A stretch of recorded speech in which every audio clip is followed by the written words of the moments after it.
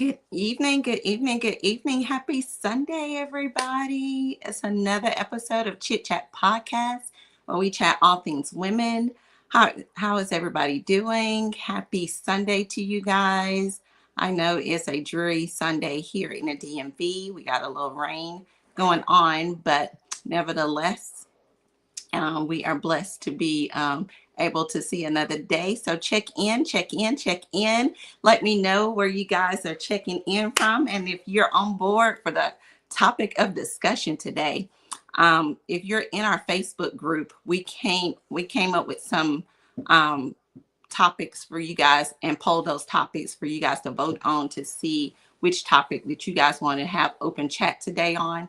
And so dating deal breakers was the winning topic. So I hope that you guys are ready to engage in these in this topic of dating deal breakers. That's what you guys voted on. So let's see you guys have the conversations that you need to say what are dating deal breakers for you. So as we're waiting on my co-host to come along, I wanted to touch something on there. I know people say, what is the difference between deal breakers and red flags, right? So we're going to talk about that as well, because sometimes people be like, it's the same. No, it's not the same. Deal breakers mean deal breaker is it's a no go situation totally. Red flags is I see that it gave me caution. Do I proceed? I have the option to proceed, or do I have the option to address it, make changes or whatever. But deal breakers are those things that we say are a no-go, can end a relationship immediately. So these are some things that we're going to talk about today. And I'm excited and interested to see what you guys are going to name, because I got some on my list, but it's interesting to see what other people are going to name as their deal breakers. So, can't wait to see what you guys have. Come here too. I'll put it. It's not doing it. It's not playing. Hold on just a minute, guys. I think we got to.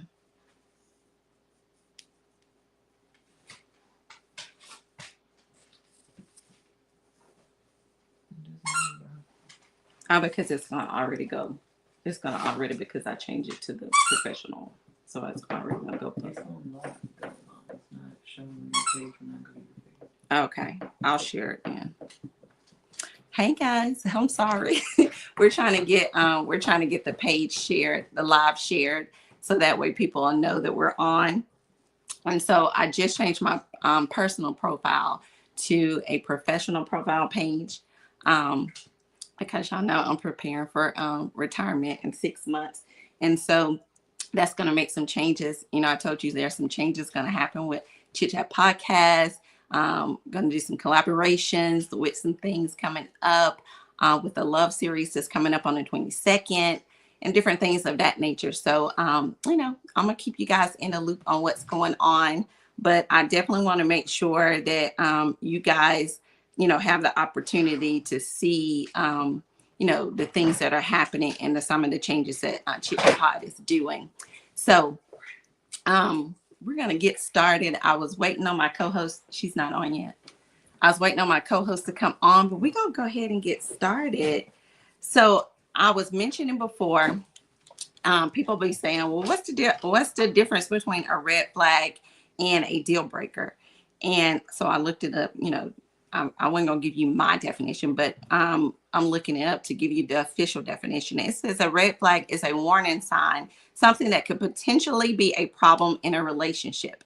A deal breaker, on the other hand, is a non-negotiable aspect that would cause a relationship to end immediately. So that's how I look at it as well. Like, it's something I'll be like, nope, that's a no-go for me. Will cause something to end immediately. So that's what we're going to talk about today. So my co-host is here, so we're going to bring her on and get started. Hey, Tequila. How you doing? I'm good, girl. How are you? Doing well. Can't complain. Oh, good. You got them glasses on today, huh? Girl, yeah. Look, I was trying to find a pair of glasses the other day and got one of my old pair, girl, and could barely see out of them. I was like, Lord, like Time to get a my new eyes are prescription. changing. It's time for you to get a new prescription, girl. Look, that's the old pair that I use for like backup. Oh, okay. Yeah, but Okay. I can tell they were old because, honey, I can see nothing out of that. I said my eyes look out horrible. Yeah. You know what I use now. So, but deal breakers is our voted topic for today. They voted during the week. This is the topic that kind of won on the voting. Mm-hmm. So let's look at what I was before you came on. I was trying to give them the difference between deal breaker and red flag. Mm-hmm. I looked it up and I was like, I don't want to give y'all my definition. I want to give y'all like the definition, the official definition. I want to hear your definition too now. Okay. Prior to me giving it to them, I said a deal breaker to me is like a no-go, like nothing goes kind of thing. A red flag, you know, we can address it. You know, there can be, this caution for me. Yeah. Okay. If I want to proceed or not, or whatever. And so it was kind of along the lines. It says a red flag is a warning sign, something that could potentially be a problem in a relationship. Okay. A deal breaker, on the other hand, is a non-negotiable aspect that would cause a relationship to end immediately. Mm. So I was like, yeah, I can see that happening. Yeah. Okay. So, but check in, guys. We're ready to have this open discussion. Me and Tequila is excited about, what you guys gonna come up with some of your deal breakers. So please chime in. That's right. I know. Look, I said, this is a great topic to have because, we look at a lot of relationship that happen like in the entertainment world. Mm-hmm. And, as we waiting for people to come in, I want to bring up this one situation because it's been kind of popping lately, the Cardi and Offset situation. And so I just kind of been reading everybody like comments, based off both sides and what they feel or whatever. Right. And the other day I was talking to Jada and I said, you've been, following the Cardi and, her new boo and Offset, drama or whatever. And I said, to me, I think what's happening is, when a woman gets to a point where she don't gave all she can in a relationship and she don't have nothing else to give, and that person who she was giving it to just kept taking advantage of the opportunities, thinking they had an opportunity to come back, been there, done that, have an opportunity to come back, but they're not changing their ways. They're not changing their character. They're not changing their behaviors or whatever. And so I think that she's doing exactly what she's supposed to be doing, moving on. Absolutely. Because who has time to sit there and keep repeating the same cycles when somebody does not have the respect enough to say, I love you enough that I'm going to change. And don't keep coming back to me with the same old. And just to keep me out of pocket so nobody else can have me, come back to me correctly. And when you don't come back to somebody correctly, to me, I feel like it's an ultimate respect. So that's why I think that's why he in his tripping moment right now. Because when a man realized that he don't lost his good thing, the reality hits hard. Yeah, it's true. I think that's what has happened to him. Reality hits hard. Yeah, like guys, I think that guys are realizing that this isn't like grandma's era where, women would just stay the course and deal with, all sorts of toxicity in the name of keeping our family together, in the name of, I don't want to have, different men around my kids. No, women aren't doing that anymore. Women are moving on and women are independent and women are just not dealing with the toxicity, and rightfully so. Right. And so, I commend her because as a woman, when you have loved, when you have loved a joker, a ninja, as much as you can love them, and ain't nothing else you can do, and that's not enough for them, and they still go out there and do what they do. I commend her for doing that, because at some point we have to stand up and say, you know, they always say you teach people how to treat you.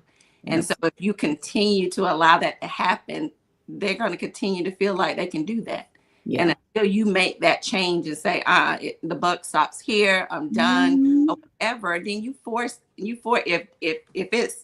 if it's important enough for them, they'll make the efforts to do what they're supposed to do. If it's not, then you watch their actions and see what they rather do. And what you see what they rather do, then you wish them well and go about your business. That's right. That's right. We got to realize we the prize. We, we the blessing or whatever. And so when we take that opportunity and get it pulled away from us, and somebody's, playing around like that, it's a hard situation. But I was reading both sides of the stuff, and people was supporting Offset, and people were supporting Cardi, and then they was talking down on her new thing because, they didn't, whatever. But my whole thing is, don't talk down on a new thing, because y'all don't know what that is. It could very much be, this is what I need to do to disconnect. It's her piece, girl. It is her piece. And at the end of the day, women, we must start prioritizing our peace. Right. So if if it means something new, that's what's bringing her peace of mind, then let that be for now. That's what she needs to thrive and be a better mom and be amazing, to keep up her momentum with entertainment, girl. Right. Prioritize your peace. Prioritize your peace. Peace is too expensive. Hello. Peace is too expensive, just like time, and you can't get it back. So once you've lost that peace, it affects your mental, all that kind of stuff. So, but we're gonna get to talking about that. What? Dealbreakers versus Rob the Great. Rob the Great comment says that works both ways. Women are behaving with the same narcissistic behavior as some men. Cardi B is no role model. We're not saying that she's a role model. All we're saying is, as a woman or as a wife, we watched her, give her marriage a million times an opportunity to, for them to mend things, to work things out.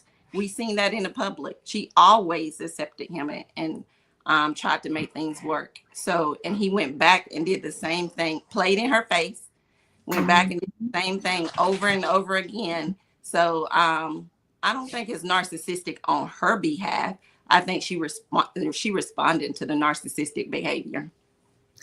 I certainly I can understand where Rob the Great feels that some women do exhibit the same behaviors. That's true. True. Now, as far as that being, the case with Cardi and Offset, I don't know. I wouldn't think so based off of what they put out in the media. She has suffered a lot of public humility, in the face of being a wife, in the face of being, his lover, in the face of being loyal to him, forgiving him time after time after time after time after time again publicly. And we all saw it, play out. And so that was probably like even worse humiliation for her. So I wouldn't say that, she kind of like fits the bill for displaying narcissistic behavior. I think that's another conversation, but I definitely feel like she is deserving of a place of peace. Right. And I'm happy for her if where she is now, she has definitely earned that, especially after, going through some of the things that he has subjected her to. And it seems like it was at no fault of hers, because he kept coming back. He kept coming back because he knew that what he had there. Absolutely. Exactly. And that's not, he just wanted his cake and eat it too. And that's, that's the case with a lot of men. That's the case. And so. And with that, men need to be honest. Absolutely. Be honest. I ain't got my crap together. However, I know that I don't want to lose you, so I need to figure out, help me to figure it out. But of course, they too prideful, Oh yeah. and they'll stay on that hamster wheel and do the same thing over and repeat the same cycles over and over again, you know, from one person to the next, from pillar to post, however it happens. But you know, you got to make sure that you're giving that person every effort when you coming back, because that's a slap in their face. Oh yeah. And then because their relationship is a public, pretty much a open public relationship because of their business, being in entertainment, it's just like Yeah. everybody sees it. And Exactly. they handle it on the platform outward like that. Right. Right. I agree. Because I'm all about handling business inside, Yeah. indoors. Look, I might jump your butt inside, but when we outside, we're gonna act like a united front, or like we Hello. when we got our crap together where we're out. Yeah. Because Hello. inside I might rip you up from side to side and from piece to piece, but I don't like that outside. Let's all that stuff or whatever. But I know that she's triggered because the moment he posts something, she gets online and she gets to spilling all of this kind of stuff. The Yeah. moment she stopped responding, that's what's going to get him. Yeah. He looking for response. He looking for that from her. And I think when she get it in her mind, the moment I stop responding, because I hold the power, the moment I stop responding, he gonna have to either get his stuff together, or he gonna have to move on about his business. Yeah. But I think that too, like her, the response could just be her way of displaying like the unity between her and her new boo. What's his name? Stefan, I think his name is. But They I definitely always think do that too. Yeah. I definitely think that like the united front, like you were saying, the united front. Yeah. It's a must. It's a must. And I think that's one of those traditions that we learn, from our grandma's era that we do keep. They used to tell us what happens in this house stays in this house. And Right. that's it. What happens in our house, it stays in this. That's one of those traditions that, kind of has, stood the course with us. And yeah. Yeah. So I know we got some comments, so let me go through some of the comments. And Jada said, also, who says that that's her man? Why is it a crime for a woman to finally just enjoy being single, moving on no matter the time? I agree. That's true, because we never know. We never know with celebrities. We don't really know what they're doing. We're really just speculating. We don't know the ins and outs. So it could just be dating, but because her life and her lifestyle is publicized in the manner in which it is, whoever she's seen with, we're gonna more than likely assume that, they're an item. Might not be the case, Jada. You're right. Right. So since you guys voted on deal breakers today, my first question is, what's one dating deal breaker that instantly turns you off? So our audience, what is one dating deal breaker that instantly turns you off? What's one for you, girl? Like so you're out on a date. Let's just say you go out on a date. I don't know your ideal date, but like, the guy just takes you on your ideal date, but something turns you off. Like, what'd he do? I don't like nobody thinking, like looking at me trying, like if they asking me like what I do kind of thing or whatever. I feel like people be trying to add up your money or add up what you have. And so that's definitely a deal breaker for me, because, they're trying to peep out what you got going on. And so I think, if that will potentially happen if we got to know each other. But when you're trying to find out stuff like that from the get-go, and you prying and asking questions, and you be like, you was in the military. Or you work for the government or something. And it's like jokers be acting like they're trying boo-boo. But I can see, so like I can see that. So for you, that's a deal breaker. Like he don't even deserve a second date. If he's prying into what just your financial, Because it's what is more to me in the beginning, it's more to me than, you eventually get to me. I feel like if I wanted to know your financials, if we got an opportunity to get to know each other on a deeper, more you know, connected level where we're exclusive or something, then Mhm. I figured that time will come. So, discussions like that should happen, talk about finance or whatever. If you're looking at trying to go to the next level in relationships, then I'm open to those discussions. But, once I tell you what I do and you're study prying and you trying to act like you trying to add up stuff like, oh, you do that. Oh, okay.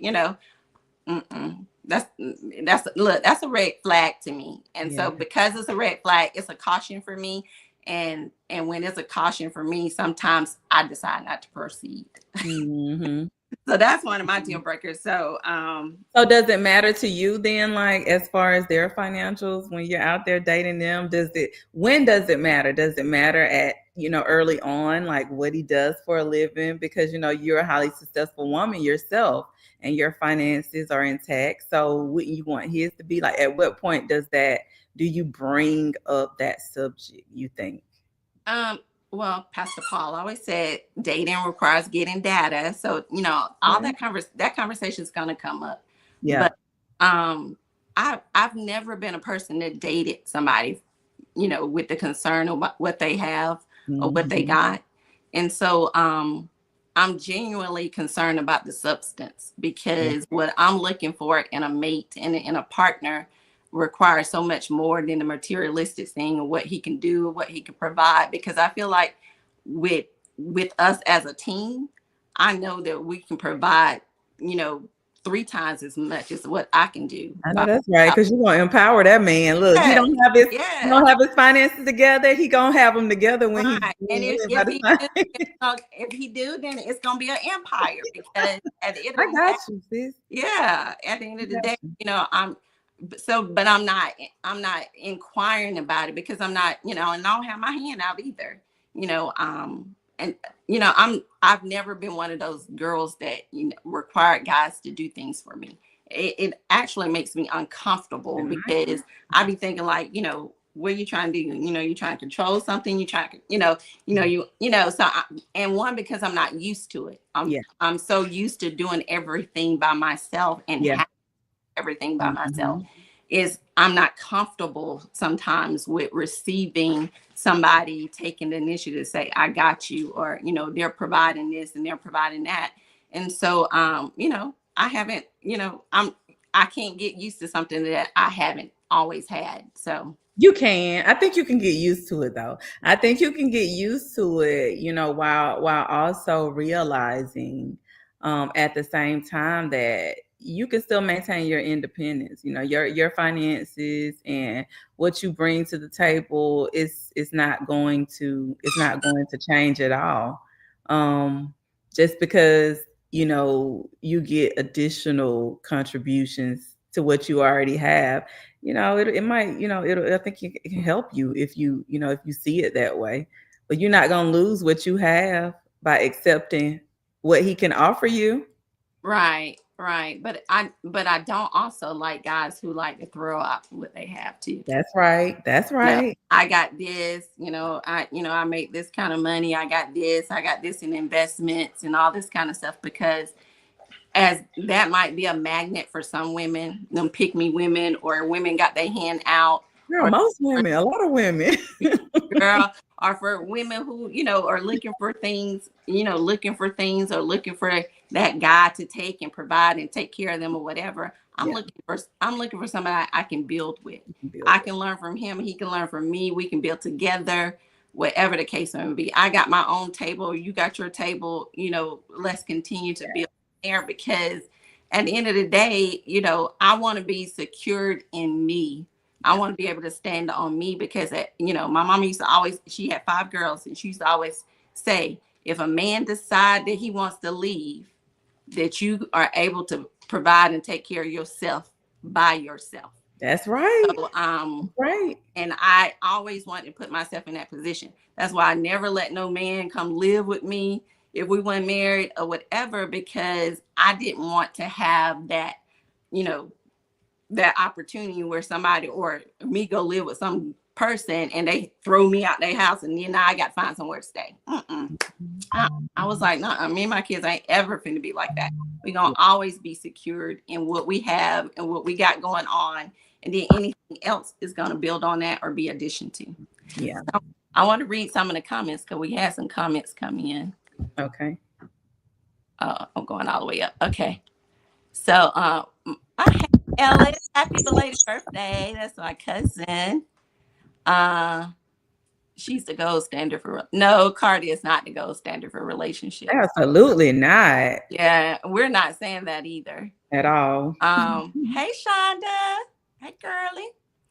Jada said also, who says that oh we already read that. Oh good. Okay. Attitude. Okay. Oh, attitude is a deal breaker. Oh, I can understand that. I can understand that. And sometimes, elaborate on the attitude, because sometimes the attitude could be a response to behaviors or character. So, Rob the Great, it's found on the attitude part. I agree. I agree with that. Definitely. That was one of my top ones. Like attitude, your manners and tone, that matters. Yeah. Yeah. And because I'm a people's person too. I like people. I like to be around people. So when I'm in places, whether it's on vacation or whatever, I can talk to people. I can, strangers. Yeah. Ever. You're good. And I enjoy that. So it's important for my person to have some social skills to be able to do the same. I don't need, I not to say that he has to be all outgoing and talkative like me or whatever, but social skills are important, because when you're interacting as a couple out and about, I know that opposites attract. Sometimes you have the quiet one, then you got the one that's all outgoing and the extrovert or whatever, but social skills are important. How you respond and deal and act in environments like, say if you had a work environment or whatever, how is that person going to respond around your peers and your coworkers and your colleagues, in a professional way, those type things when people are in positions and levels like that. So that's important. Absolutely. Yeah, I agree with that. What else? Just said I immediately get turned off by comments on my size, like it's a fetish. Yeah, I know people do have their preference. Look, I keep saying that I think me losing weight has lost some interest in people because when I was thicker or whatever and had weight on me, I felt like there was more of a flirtiness in people or whatever. So I guess it's just people preference. People have a preference or whatever, what they like, what they don't like, or whatever, and teach to each their own. I ain't trying to knock it, but if I'm doing something for me, I'm doing something for me, based off of things that pertains to me and not for other people. So that's right. That's right. and Jada said used to be what was the other one, Jada? Used to be kids, but now you can't have more than one, trying to be considerate age and stuff. But you don't like people with a bunch of kids? I don't want nobody with kids, period, but they can have more than one. She said I don't want nobody with kids, period, but I can respect that. I can respect that coming from Jada, because like Jada is not with kids saying I don't want someone with kids. You got people out there for real with kids saying like I don't want anyone with kids, but okay, whatever works for you. But I can respect that coming from Jada at the same time. yeah. And then there's people that say they don't want nobody with kids, but you know, they deal with people. With them, and but Yeah. Yeah. look, don't, because you can't. I don't. And this is for the men. Women with kids, I have heard, are the best women because they just are naturally nurturing, loving, supportive. Whereas, they are just able to exhibit some traits and characteristics that a single woman without kids just naturally won't be able to, do because of the lack of experience.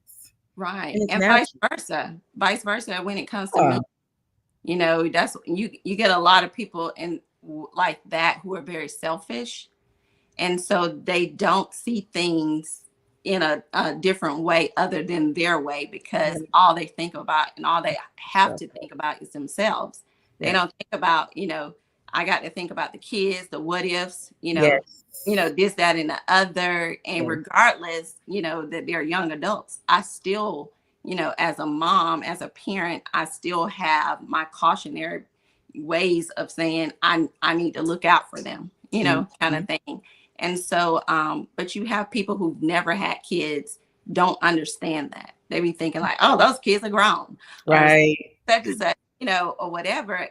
That might be true. But I know there are grown people who parents still control them and tell them what they do, what they shouldn't do, how they should be, who they should be with, and all that kind of stuff. And so when you look at things in that kind of way, you got to be mindful. Like, how would this serve me, or how would this serve our relationship, based on what that person have going on, and have open discussion with that person, because that person might have a supportive village, that can support them, going on dates, going on trips, or doing whatever. And if not, then, you decide if that person is worth you still taking that risk to, date and see. So,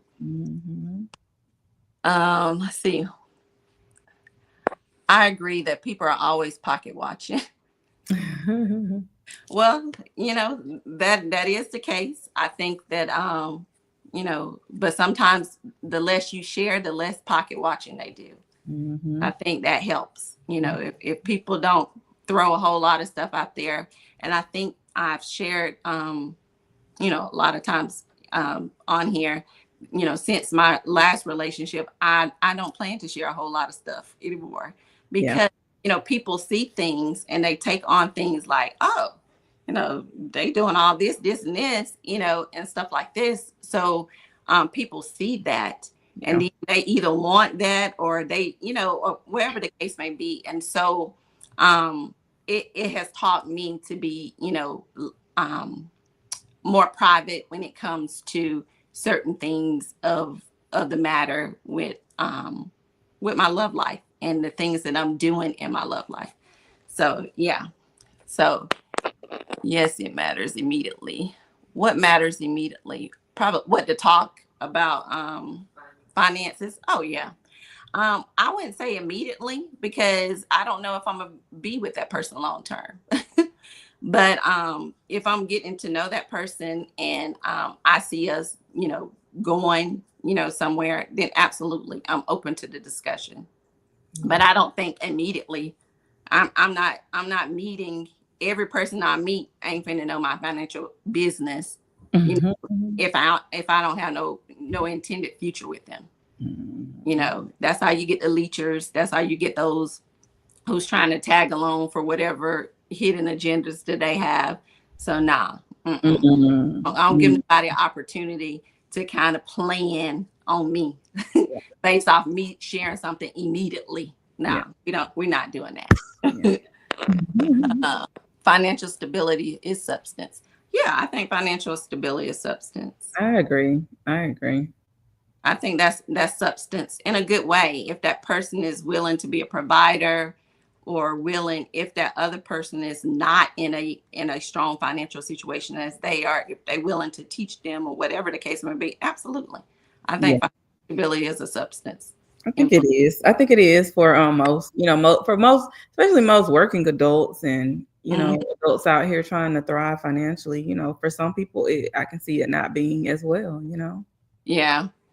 Okay, Jada said, I think by the second day, I need to know I need to know it's about future for me, and I need to know what I'm getting myself into, because it's also hits egos in the long run. What is that, Jada? The financial stuff? Yeah. Oh, Jada said about a second date for her. They're not wasting no time. I think it's because, oftentimes people are coming into the dating scene, and you're sitting across the table and you're knowing what you bring to the table. So when you know what you bring to the table, it's not like you're trying to just really like measure, what your partner can bring to the table, but you definitely want to know, because you want to know what you're getting yourself into. Right, right, right. Okay. Okay. So our next question says, have your deal breakers changed over time? And if so, why? You gotta read that as a comment. Oh, we got other comments. Jada says she never asks how much someone makes. She just asks what they do. Okay. Then what you do? You go look up their job. Wait, Jada waiting on the conversation to come up so she can ask it at that point. And then my baby gonna go check that. She gonna go check that job and see What for they her. making in this position, in this location. Yes. Look, when you really want to know. Right. She said, Shonda said, inquiring about financial stability in the beginning is okay, but there's a way of asking. Sometimes they are calculating, like Troy from Waiting to Exhale movie scene. No Troy is here. Exactly. I think it's probably based off the conversation, and and how you and that person are, you know, thriving with each other. I mean, you'll be able to kind of discern, if it's something out of somebody being nosy or lurking or whatever, or is it somebody just inquiring because they looking like, this could be a possible potential for a future, kind of thing. So, yeah. But the second question said, did any of your deal breakers change over time? And if so, why? Have any of your deal breakers changed, Tequila, over time? Yeah, I would say that my deal breakers have changed over time. Because like when I was in my 20s, um, I can imagine that I probably didn't have as many deal breakers on the list, but as I got older, matured, and yeah, I probably struck a lot of things off of the deal breaker list. Just growing in compassion, Yeah. growing in understanding, maturity. But yeah, for sure, they've changed. They've changed. Yeah. And I think with mine's too, because I used to be uh, oh, as soon as he do X, Y, and Z, I'm done. You know, I ain't finna put up with that. Da, da, da, da, da, da. When I was younger, and all this kind of stuff. I don't know Yeah. why she tolerates such and such and such and such until I start tolerating stuff. So you start Because, talking this. because because sometimes when you love will make you do some crazy stuff, and sometimes when you love the way that you love, um you're gonna fight for what you love, and fighting for that sometimes, oftentimes meaning I can't just give up, or I can't just walk away, or Hmm. whatever. If I see there's, it's something we're fighting for or whatever, let me get every effort I can. And now, if the person decides that, they're not going to give effort or give minimum effort, then that lets me know how to move forward. Um, but yeah, I used to be early in my days, you know, and some of my friends and some of my military, Shonda and Libra, they would tell you, look, I be done. I be done. I ain't finna deal with the nonsense, none of that stuff. And now my tolerance and my patience have kind of, changed over the years, because as you grow and develop and mature and all that kind of stuff, you know, it's good to talk and communicate and talk things out sometimes. Because sometimes, we're two people coming from two different households. I know what Absolutely. that household that they came from, how they handled conflict, how they communicated, how they did things, or whatever, and vice versa. And so I got to give every opportunity that I know that we are saying we done this and it didn't work. We done this, it didn't work. We done this. Then we know that we can walk away from the situation because we've done everything possible that we could. Mm-hmm. But when you don't and you just be like, I, over time, some people are still like that. They'll be like, it's still a deal breaker for me, or that's still a no go for me. But, as I matured, because I dealt with a marriage that had infidelity or whatever, when I date now, not that I'm gonna easily accept it. It's just the fact that I know how to deal with it, if I had to handle it. So let me see. Um, Amen to that. Have your own. Absolutely. Smoke and mirror society. Please stop pushing women independence. It can lead to separation between the two. Tequila and I have a lot in common. Awesome. I'm glad. We're not pushing women independence. I don't think we are. Or you think we're pushing women? You saying I'm pushing it or we pushing it? Absolutely not. I'm not, it's not a goal to push, women independence. Do we support it? Absolutely. You know, my mom taught me to, hold my own, be independent. Um, while at the same time, it was ideal for me to think that, the father of my child when I, first became pregnant was going to care for me, provide for me. And I had high hopes for me, but then my mom gave me a reality check. She said, what happens if he decides that he just doesn't want to contribute anymore. He doesn't want to do it. And that child is still your responsibility. Mm-hmm. And so that was an eye opener. And so, having a child was my first, commitment to independence and ensuring that regardless of any situation that I'm in a relationship, that, I would always be able to, self-sustain and, self-suffice and hold my own. And, that's independence. And, I totally support, women independence. You Yeah, know, I do it so because I always say, there's no hood like the motherhood. And because I was raised by a single mom and who raised 5 girls who are phenomenal, women, and I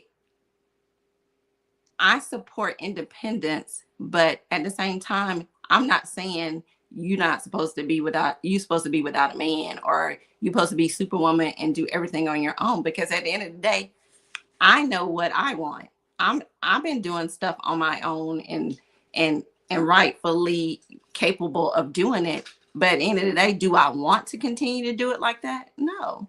I want a partner for life, but at the same time, I'm not gonna that partner for life got to have their business and their act and their behavior and their character and their mental and all that kind of stuff in order. Because all of that matters. All that matters when we talk about deal breakers, not just financially, you're talking about all that stuff can deal with you spiritually, physically, mentally, all of that. So, it takes a toll. So what other comments we got? Me too, Shan. What was that on, Shonda? You said me too. They say, okay, I have a question. What if someone has everything you're looking for, but one deal breaker?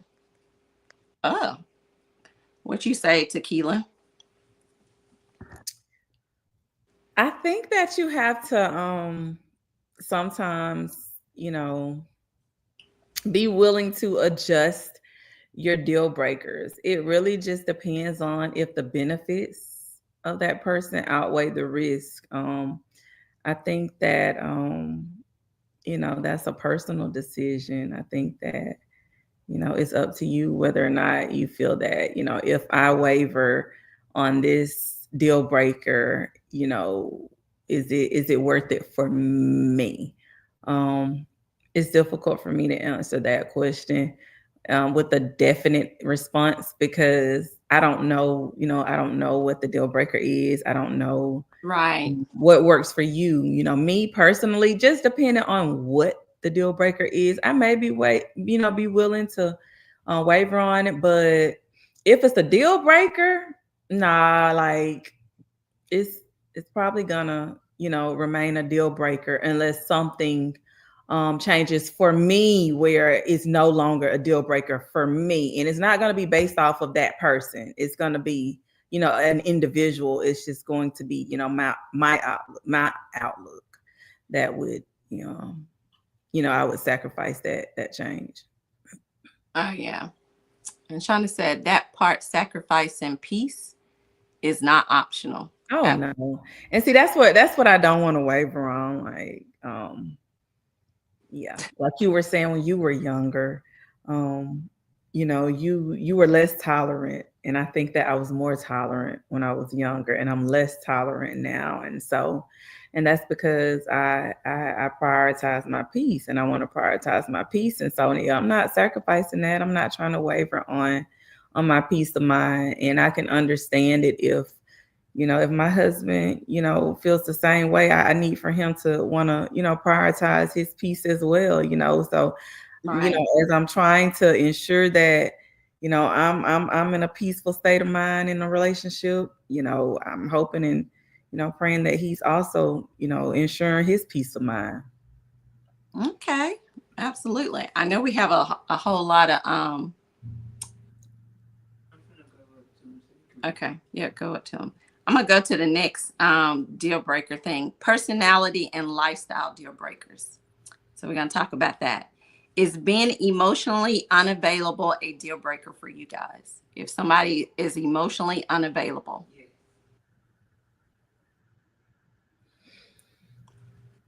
And we got comments. Let me go. I don't know. Okay. Yeah, highlight the comments, Jada, because I ain't got my glasses on.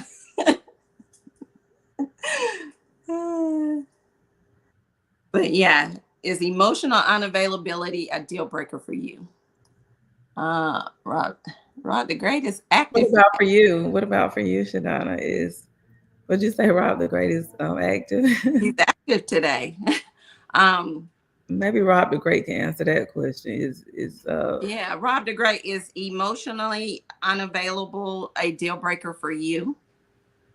Answer that question because you're very active today. Um, but I think I don't think it's a deal breaker, but I think it's something that can be addressed because why are you emotionally unavailable? Are you entertaining other people? Or, is there something, you know, you know, mentally that I'm not aware of? Is there some kind of trauma or something you're dealing with? So, I think it sparks a conversation. Maybe it's a red flag, not necessarily a deal breaker because I don't know what the cause could be. And then given the opportunity to open that dialogue to find out why or what it is, and then based off the conversation, you see the conversation going in a place where they're trying to open themselves up to share some things with you, or if they're closing things off or being deflective or whatever, then it could be other issues. Yeah, I can see emotional unavailability being a deal breaker for me. It just seems like it would just require too much work. Um, for me to connect with you if you're not emotionally available. So I would, prefer that you're emotionally available. You Yeah. know, especially in the beginning when we're dating, I can understand experiencing some emotional unavailability at some point in our relationship, maybe when you're facing certain things that might trigger that response. But, you're out there on the dating scene, we're dating, then why aren't you, like you said, why aren't you emotionally available? well, I don't know, and I'm not really trying to figure it out because Right. yeah. Yeah. And to answer his question, he said emotional unavailability, it was general for him. He wanted to know, definition. It says emotional unavailability describes someone who has difficulty connecting with their own emotions and emotions of others. So that means you can't decide, you don't know, you can't express your emotions or your feelings, and then you have a hard time connecting with somebody else's or your partners. So, you're probably somebody that's very nonchalant. If I'm a person, your partner is dealing with something, you can't pick up on what they're dealing with. You can't pick up on the difference, that their behaviors or, their moods have changed. So, yeah, that's what emotional unavailable means. Yeah. Like Jada just said, someone who can't connect emotionally. Right. They don't have emotional intelligence. They lack. They Are you lack. saying, I Yeah. would think they lack in emotional intelligence, and someone who's nonchalant, passive. Mm-hmm. Okay, even sometimes passive aggressive can be, Yeah. Because yeah. people dismissive, you We're know? too grown for that. Yeah, we're too grown for passive aggression. We're too grown for passive in a relationship where you're responsible for caring for yourself, right? While also you're charged with caring for the feelings, being compassionate, sympathetic, towards your partner. So yeah. Yeah. Jada don't highlight. A woman can expect 24/7 attention. I like me time, thinking time, hobby. Well, if that person is, well, I mean, what you mean a woman can expect that 24/7? If you're dating her, she can't expect it, or if you're involved with her on a different level. So make that clear. Because I don't think it's reasonable for anyone to expect 24/7 attention, Exactly. except for a baby. Right. Babies deserve 24/7, attention. If even if it's not provided by, mom and dad, or mom or dad, it's a host of people who work together to provide that, that baby, nearly 24/7 attention. So I don't think that most women would even expect 24/7 attention. I think that emotional availability though is not like a around the clock job or Yeah. anything like that. It's more of the expectation that I'm in a safe space because I'm cared for. I'm in a safe space, because someone recognizes my need for something at times that I might be so carried away and I might not recognize it, or Right. Awareness. someone's It's paying awareness. attention. It's having awareness. If you're in tune to your partner, you have awareness. Something has changed. Your moods have changed the last couple of days. What's going on?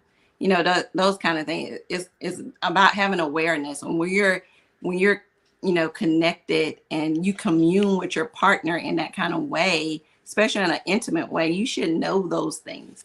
Some of those things should be felt when you can tell when something's off, when it's different, whatever the case may be.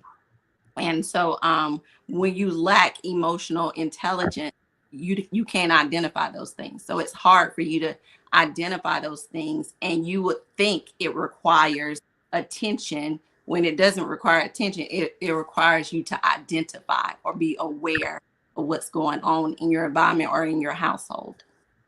So, but we're going to go to the next one. It says, Let's would see you, what. Oh, okay. Go ahead. Oh. okay. It says, would you date someone if they don't share the same religious or spiritual beliefs? Would you date someone who doesn't share the same religious or spiritual beliefs? Mm, that's tough for some people. And I think that's gonna weigh heavily on those who are, you know, religiously connected heavily, because, when you're serious about your religion and your spirituality, then that's difficult to, you know, to deal with someone who is not as passionate about that, about that common aspect of your life? Yeah, I think it's an important part for me. Because I take my you know, my spiritual walk serious. And prior to, and I don't share with a lot of people that I'm dating, like, I when I moved here, I'm not involved in ministry here, but prior to moving here, I was in ministry. I was a ministry leader. So, things like that is important to me because it it requires me to be attentive of who I'm dating and the behaviors and the things that happens, accordingly. So it's important to me. I think it may not be to everybody because the Bible says to not to be unequally yoked to an unbeliever. And because I'm a believer, I do ask that when I meet someone or we're trying to date. I do ask them, are you saved? And if they're not, it's not a total deal breaker. I'll give them the opportunity to see, why or why not. And if they have an opportunity, salvation is free.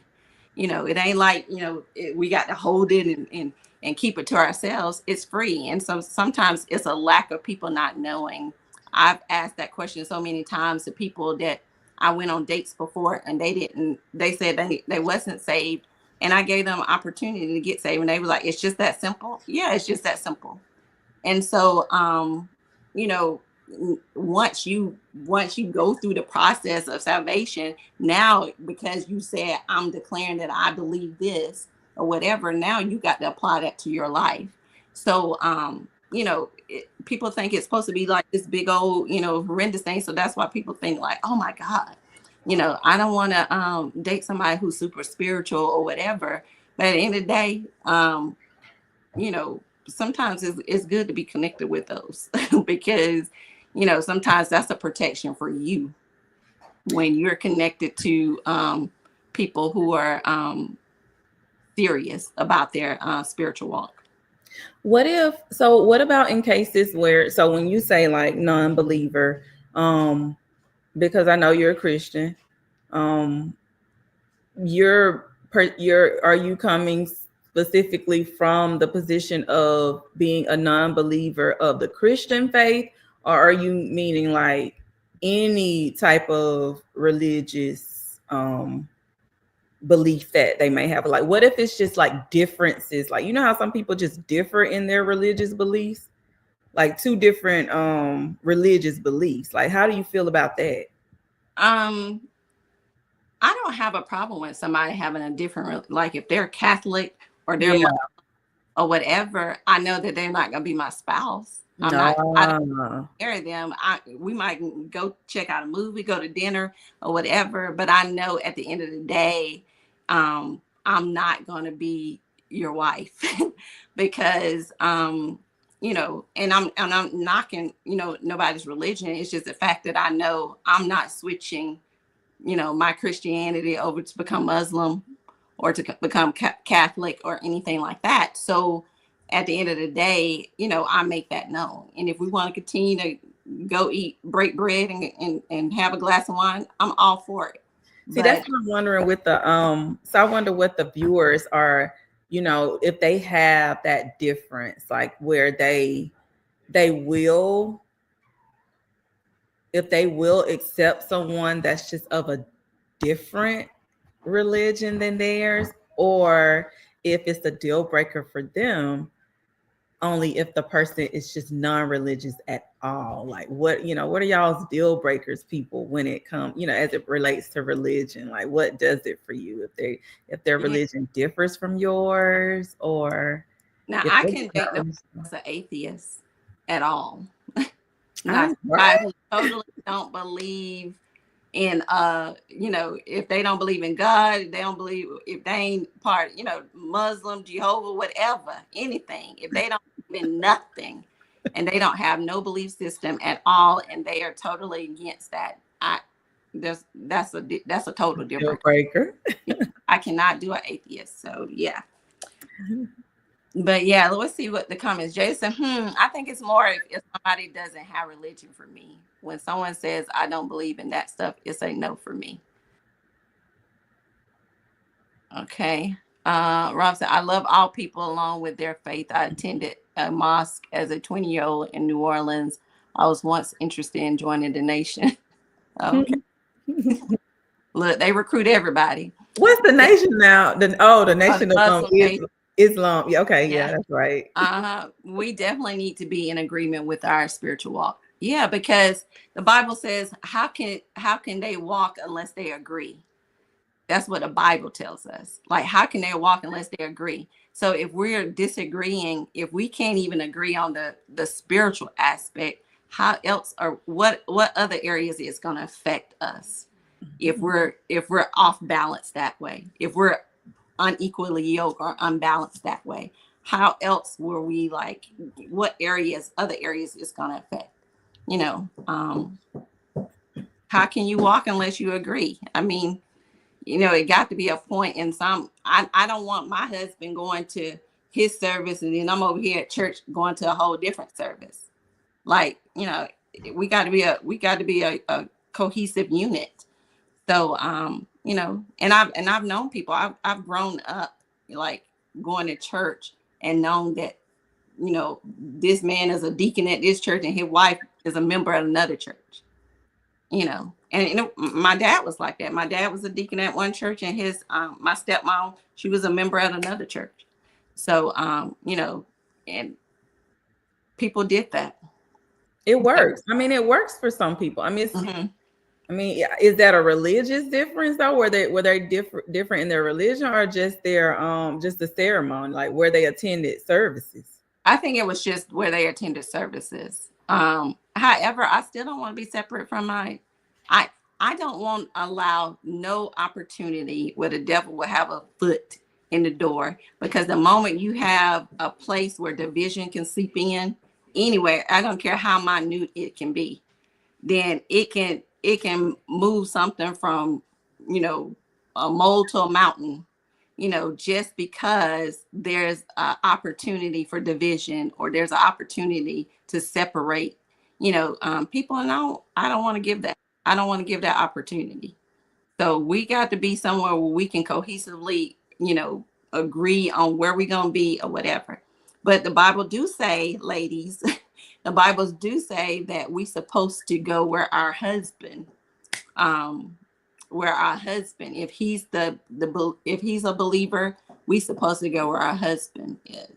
So if my husband and I are both believers and I love my church and I don't want to leave my church, once I marry that man, I have to go where that man church is. Mm-hmm. So unless he agree and say, well, we'll stay at your church, babe, or whatever. But the Bible tells us how we're supposed to lead with the head. So Son said, I believe it can affect balance in us being united in the future. Surround yourself with them with like-minded beliefs. Yeah. That's why I was talking about, that balance. If you're not walking in certain areas in agreement, it can affect other areas. Jay said, also, all Christians don't believe the same thing, but that's a different story for a different day. That's true. What I'm talking about, Jada. That's true. Yeah. That is so true. My mom married a Christian woman, Catholic. She's a Christian woman, married a Catholic man. Is that what? Okay. Yeah. Two different religions. Yeah. If our holy word reads differently, well, I'm out. It sounds like he's saying I'm out. Religion can be the ultimate divider of people. My mom attended both Catholic and Christian churches. Okay. Will you really go? Will who really go? Is that for me or for, again, a time for, Jada, highlight the things because I can't. All right. So we're going to go to the next one. It says, this one is funny. Physical and hygiene deal breakers. Are there preferences in physical appearance, fair or shallow, that you have as deal breakers? don't like short dudes. Like you can't. It's shallow, but you can't be my height and want to be and date me. Like, I don't care how good looking you are or how good a person. I just can't do it. I cannot do it. I cannot do it. Girl, can't do it. I cannot do no short dude. And we looking eye to eye. No, it's just something about having that big, Take tall. your heels off, then, Shadonna. Take your heels off. Look, and I want to wear my heels. So, I think because I've always had a preference of big husky guys. Mm-hmm. So I think it always gave me a sense of, I don't know, having that bigness, that teddy bear like effect. Yeah. So with the smaller guys, yeah.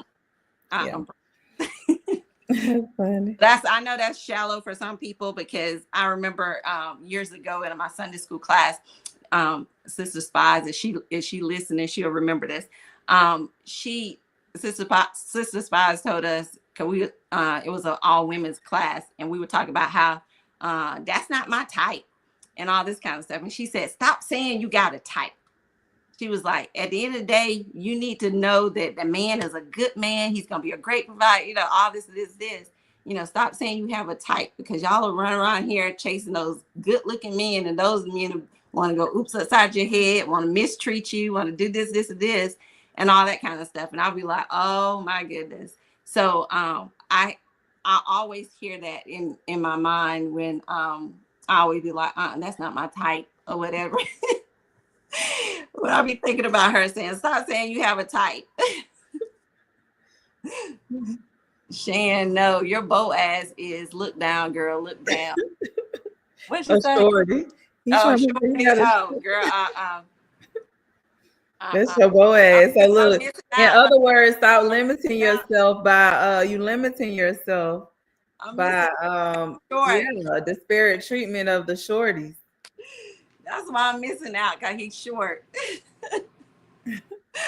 I feel like the tall men should be saved for us tall women. Jada, girl. Oh my God. So, okay. So when we're talking about personal, another one is poor hygiene a non-negotiable? I can't do no bad breath. Girl. I can't do bad breath. Look, and BO, I can't do BO either. But if you don't came from the gym working out, good baby, go take your shower kind of thing. Yeah. Or we don't been working out together, whatever. Let's go on and hit that shower or whatever. So, but yeah. And then, every once in a while, if we comfortable enough, hey, do I need some gum, or he's, Yeah. Now that's different. That's different when you're in the relationship, but as opposed to dating. When you're dating and you're getting to know someone, and every time they come around, it's bad breath. Oh, it's like a toast moment. Yeah. No, like, because you're. Yeah. Okay. This is our final one. We're gonna probably close with this part of the segment. Social media and digital behavior. This is my favorite, because I had that on my list.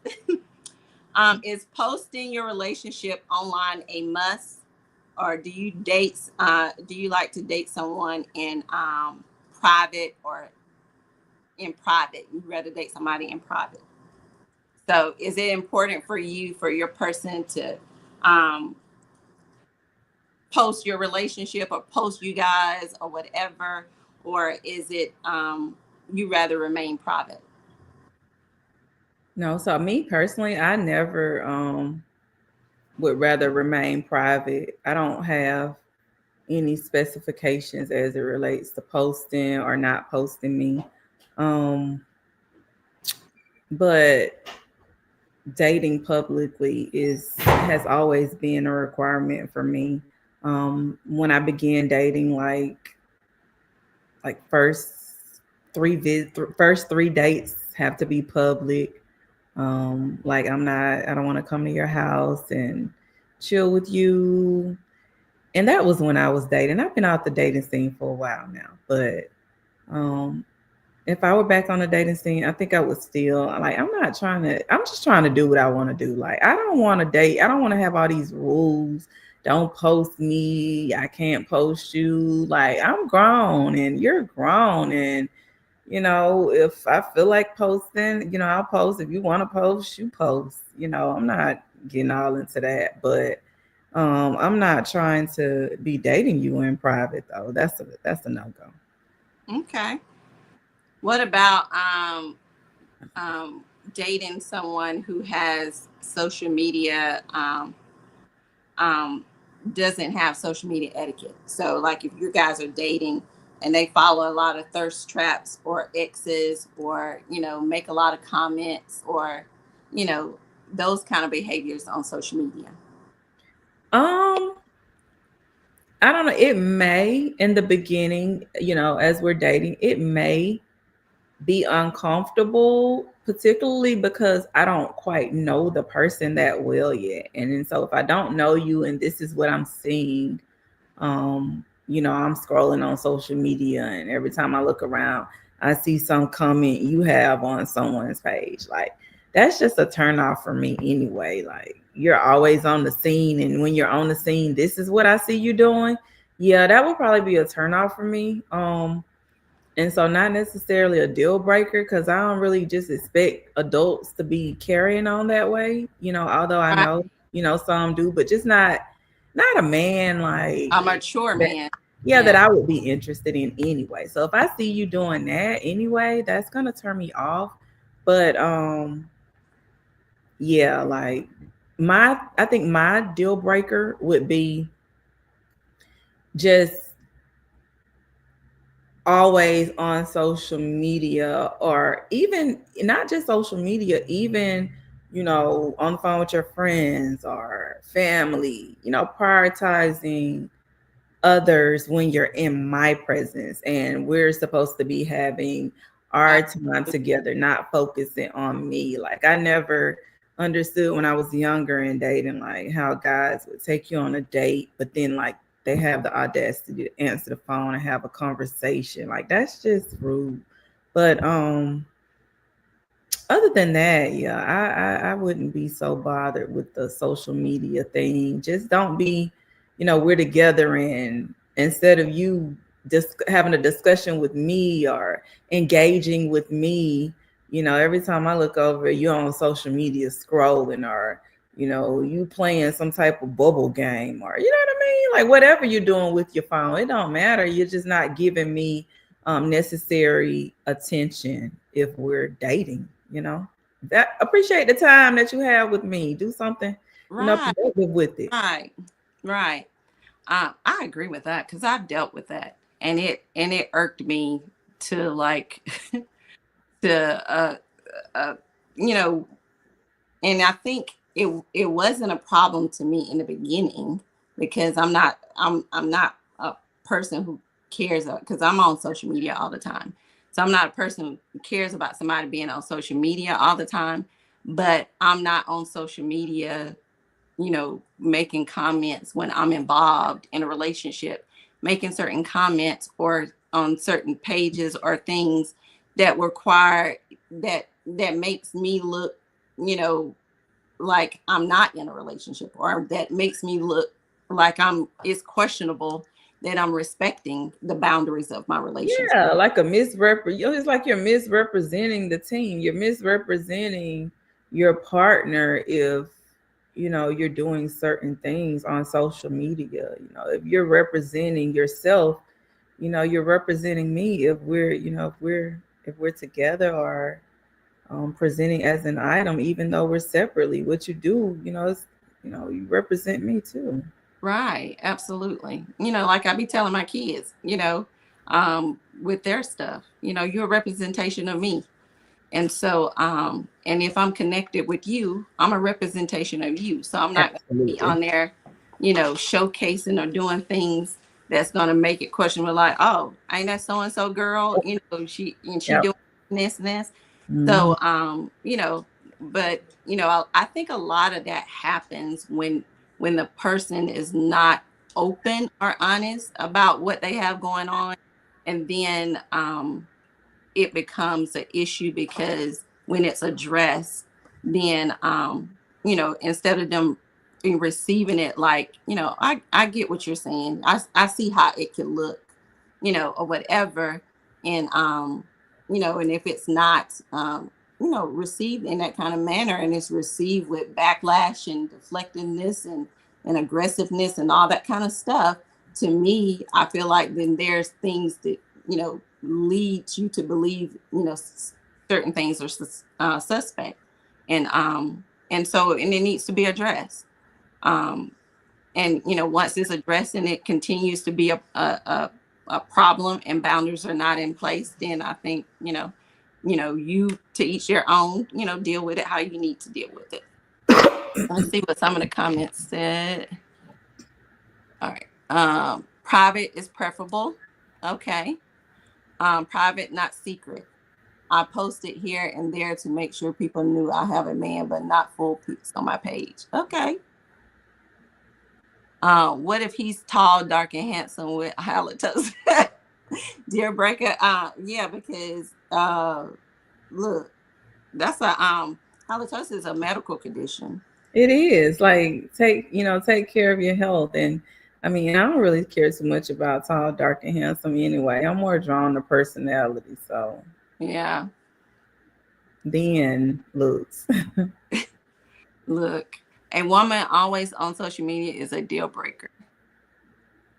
Yeah. The phone is a computer is utilized in if the phone is a computer is utilized in multi ways, then why is a woman on social media all the time a deal breaker?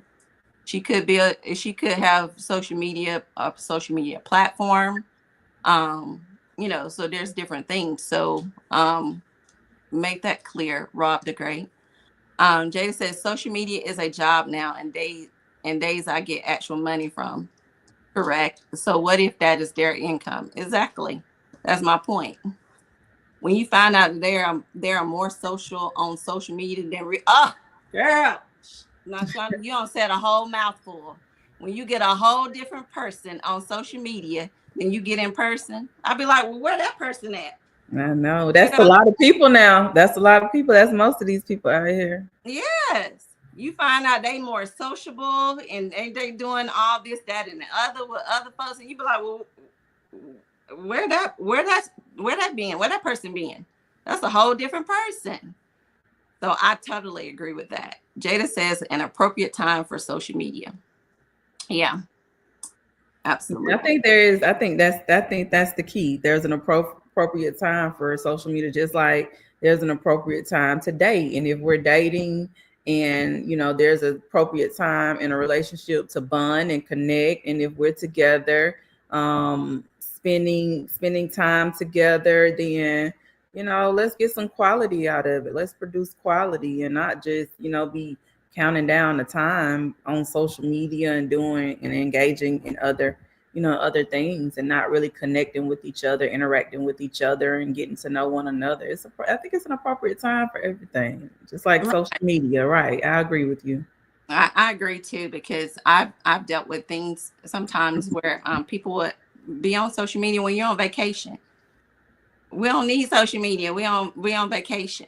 Like, we're here together. Put the phone down, kind of thing. And sometimes you met with opposition for that. It's like you can do a whole day without the phone, or you can do the person that you're here with should be, equal as important as whatever you're trying to do on that phone. So that irks me, because how are we on vacation? Yeah. Vacation is vacation time. So Shonda said awareness, compassion to address it intimately out of concern. Exactly. And that's what you do. You address it for sure. Yeah, that's what you do. But when the opposition comes, that's when you have to look at it and say, well, why is there hostility with me asking these questions, or asking you to be aware of what I see is a potential problem? And so, and if they're not receptive of that, then, my mama used to always say a man who don't like to answer questions got a lot of things to hide. So, if they're not trying to answer questions or not trying to respond to what you're asking of them to do, then sometimes they could be hiding things. So, take it how it resonates. Okay. It doesn't matter. I'm open. I think it's more if somebody doesn't. Okay. Well, you got to highlight it then, Jada. I read all of them. Okay. All right. So the last one for social media was can someone who doesn't believe in therapy or growth mindset be a long-term partner? This was for communication. This was a communication one. Can someone who doesn't believe in therapy or growth mindset be a long-term partner? We're going to leave it out as we know this month is Mental Health Awareness Month. So, and I know a lot of my audience are women. So, can someone who doesn't believe in therapy or growth mindset be a long-term partner? Ladies, gentlemen. I can take the don't believe in therapy. Because I mean, I can see that as something that's temporary. You don't believe in therapy right now because you don't know, or you're not comfortable with the idea of therapy. But I think that, that could potentially change, once you see how, you know, strong I feel about therapy. Um, yeah. Yeah, I think, therapy is not a deal breaker for me, but I think the growth mindset is for me. Growth mindset, you gotta, yeah. I got to see that you're willing to evolve from the person that you were. And if if you're not a better man from the time that I met you, as we progress on, then there's a problem. And if I'm not a better woman, based off the things that we've, grown and done, especially if we've been in a relationship, I would say at least over a year, then you should be able to see some growth in that, or see some uh, um, evolvement in that, and see some something that has changed. Like that person is not the same person I met, or we dealt with, and sometimes sometimes it could get worse. um, but hopefully that's not the case. You want to see where the growth is positive change towards something that's good for the future. But have to be open. I think people have to be open and willing to say, I'm not, even if they come in with baggage, they need to be willing to say, I'm not going to be the same man I was when I left my last relationship. So, and not bring that same mindset of what they had in their last relationship or their last marriage or whatever the case may be, or vice versa. You want to make sure that you're bringing a better person or a better opportunity, you know, because you learn from everything, Yeah. whether good, bad, heartbreak, or whatever. There's something you getting out of something, whether it was something good or bad. You got something out of it. It was a lesson that you had to get out of it, and whatever you got out of that, it should project you to be a better person. Grow. Seek some therapy. Do some things differently, because you don't want to keep eating the same cycles and going in the same ways and expecting change and expecting people to receive and accept that, as if that's what is good, because mediocre just ain't gonna do anymore. Like, Oh, we got to get past that mediocre mindset. Like, this is just the way I am. I was brought up like this. I ain't had no dad in my life. We got to stop putting those, you know although those are things that we deal with, we got to stop making those our crutch in life, because we can grow and evolve from not having a dad in our life, or not having a support system, or being abandoned, or whatever the case may be that we dealt with, or being abused or hurt, or whatever the case. But we got to have that mindset to say, I'm going to be a better person than my dad was to me, or a better parent than my parent was to me, or wherever the case may be. And so that's what that growth mindset is.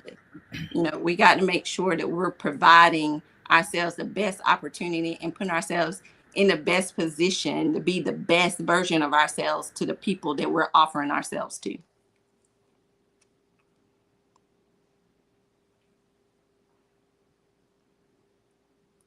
Any other comments, Jada? Do you need to highlight any other comments? So that is the last one. So hey, April. Hey. You get different things with growth versus therapy and vice versa. I think that a person can be a long-term partner with either one or both. Yeah. People have options, and therapy can look like a variety of things. Sitting with someone is not always the solution. I can agree. I can agree with that. I think in the context, I can agree with what April said. You do get different things with growth versus therapy. I think growth is quite, the experience that teaches you. Life experience. Yeah, therapy is more of the, the advice, the instructions, the lessons, the guidance The that you application. get. Yeah, the application of it, teaching you how to apply those, how to apply something different to those experiences. And I think that you also can, do either or both. But and Robert mentioned that people have options. I think that kind of supports what April said. You don't have to necessarily see a therapist. You can get it in different forms. It's just that therapy is, the way that you ensure that you have sort of the expert guidance and so Right. And I think that's important that you said that too, because when people say, well, you can get it in different ways, me allowing certain people in my ear who doesn't have the qualifications to provide me the necessary things that I need to apply or to get to where I need to get to, that's important. And so we have to be careful how we receive things and how we get things too. Because a lot of times we say, well, therapy ain't for everybody. I know it's not for everybody, but we'll be quick to hear what, friends and family and folks say to us and receive all of that and not receive what a professional person who has the opportunity to lead you where you need to go in the direction you need to go when they're the outsiders looking in and can evaluate you. Sometimes we have a cushion where we sit there and say, well, I'm just talking my, I don't talk to Libra, my best friend, about everything. Sometimes certain stuff I talk to Tequila or I talk to Libra because I know I'm gonna get something different from both of them. And so I know when I need to go to Tequila because she's gonna get it to me straight, no chaser. I know Libra is gonna ride or die with her girl, and she's gonna, that kind of thing. And so so I know when I really need to hear certain things, I know where to get it from in the right way. And if we're not doing that and we're just getting it from people who trying to fill out your gates with stuff and it's not leading us to the right way and we're finding ourselves on that hamster wheel again, then we have to be mindful. Maybe we need to do something different. Maybe we need to go seek the professional help, and maybe we need to get the professional guidance because it's, those people are not adding value. April said professional guidance doesn't mean they're right or their perspective is right for you.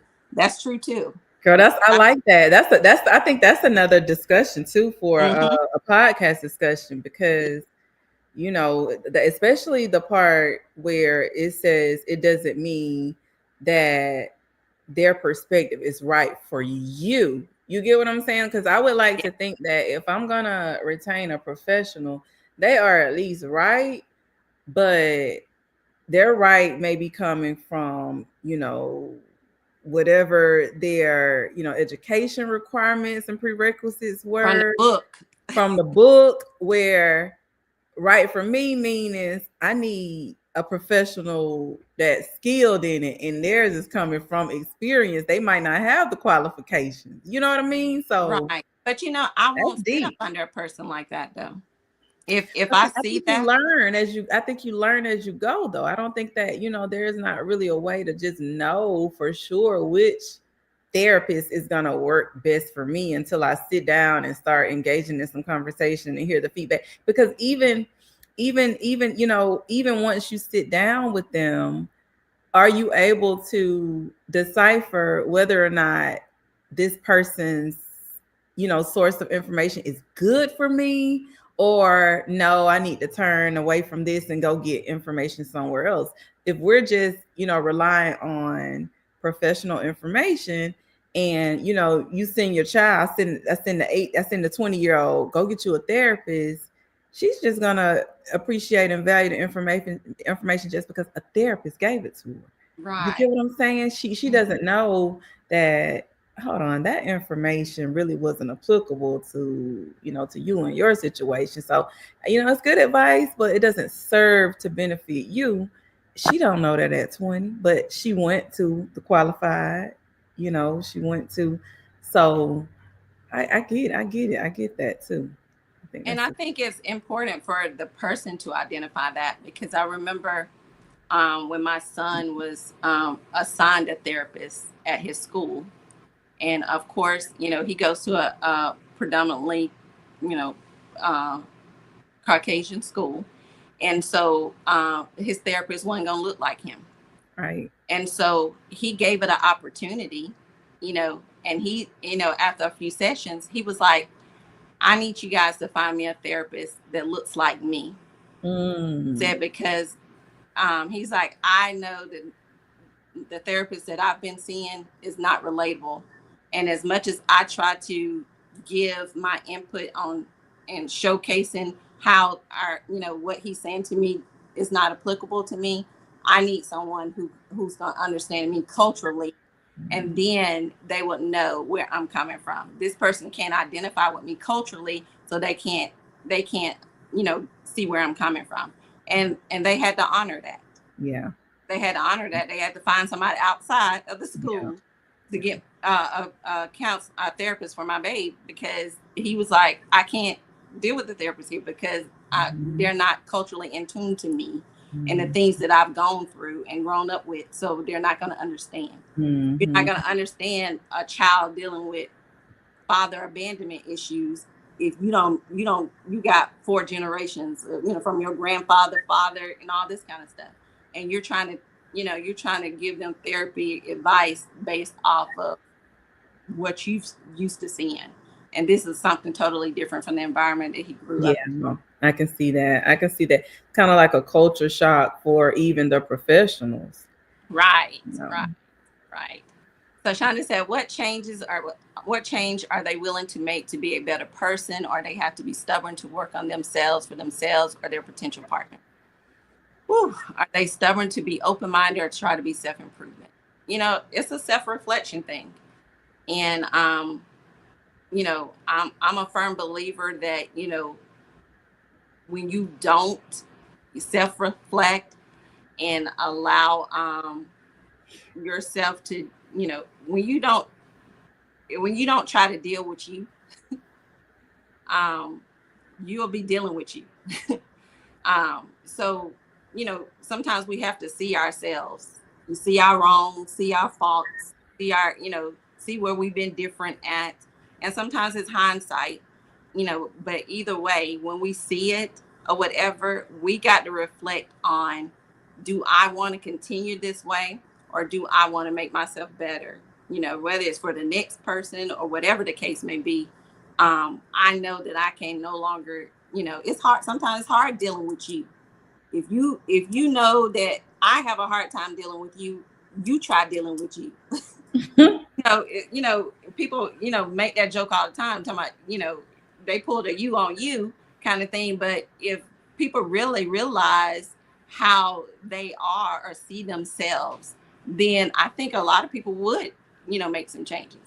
Because I mean, I asked God to show me myself. And when I tell you it broke me down, like, shut your mouth, Shan. Shut your mouth, because I'm always like, I gotta say something. I gotta get it out, kind of thing, or whatever. But when God will show you you, and then you don't evaluate that and see that to find yourself to do better, then there's some things that you need to deal with personally, um, even more, if that's an issue for you.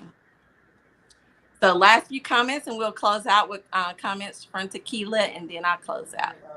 That's all the comments? Okay, so Tequila, I'll let you go ahead and do some closing comments on deal breakers today. I loved it. I loved it. Dealbreakers, yeah, it's definitely been an interesting show today. I've enjoyed discussing the subject and some of the feedback that we received in the comments and different people's opinion about deal breakers. But yeah, I think that ultimately deal breakers in a relationship is something that the two people have to establish for themselves. And sometimes you have to be willing to, waver a little bit. Yeah.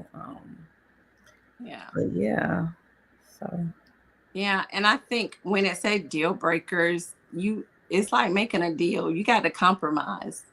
Sometimes you got to look at things and say, is it worth the fight? Or, if this worth fighting for? Is this worth breaking things off, or is this worth, making amends or making changes to do necessary what we need to do, or whatever? Is this considered a red flag, or this considered a deal breaker? Can I change my perspective on what is, we talked about how, your deal breakers can change and evolve over time, with growth and maturing and all that kind of stuff. So keep that in mind. You don't always have to be the same and remain the same. Um, it's always good to evolve and to grow, and to try to be a better version of yourself. And if that's something that you're struggling with, that you're not willing to compromise and to you know give in on, then continue to work on that, because life is too short for people not to live with peace of mind and an opportunity to have a fulfillment of what life can offer them in whichever way, whether it's career, love, whatever the case. We want to make sure we're living our best lives. So, but that's all we have for you guys. I do want to make a quick announcement. I know we have the Father Day. So if there's a deserving father that you guys want to nominate for Father's Day, for the Father's Day recognition, please send that in. Jada posted, send out the post. We'll make sure you guys share it. I think, when is the deadline? Tomorrow? It's tonight. The deadline is tonight. Voting will start tomorrow. And then the dad, what we were doing, the top 3 to vote on. No, we're gonna do all of it. Okay, so everybody get nominated, will get voted on. So those will be posted starting tomorrow, and then you guys will get to vote on the dads. And the dad that get the most votes, then he's gifted with a dad basket from us for Father's Day, and we will make sure he gets that. So, and the following, so Father's Day, we will not, we will be it will be a episode on Father's Day, but it's going to be pre-recorded, but we still want you guys to tune in.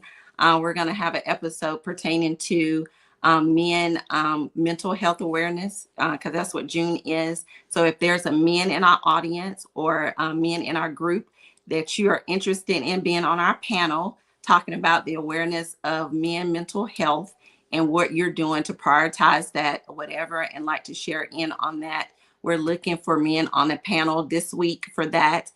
We would do a pre-recording either on Friday or Saturday, depending on everybody's schedule. And it will be shown on Sunday, because it's Father's Day on Sunday. We don't want to take away from people plans with their loved ones for Father's Day. So we're going to pre-record the show, and show it on Sunday. But if you're interested, please let us know, and we'll get you on the men's panel for the Father's men's mental health awareness, and then the Father's Day nomination ends tonight. So please get your nominations in by tonight, and the voting starts tomorrow. So thank you guys for your interaction. Thank you guys for posting and sharing. And if you haven't already been to our YouTube page where you can subscribe, please go to our YouTube page where you can subscribe as well. So we would like to get our subscription up on YouTube on that side, as well as how we do on Facebook and Instagram. But we appreciate you guys week after week. Tequila, you know I appreciate you as my co-host, girl. Likewise, girl. Yes, and I look forward to celebrating our men for Father's Day, and also making awareness of Men Mental Health Month. So we will talk with you guys next week. Have a great one, guys. Bye. Have a good day.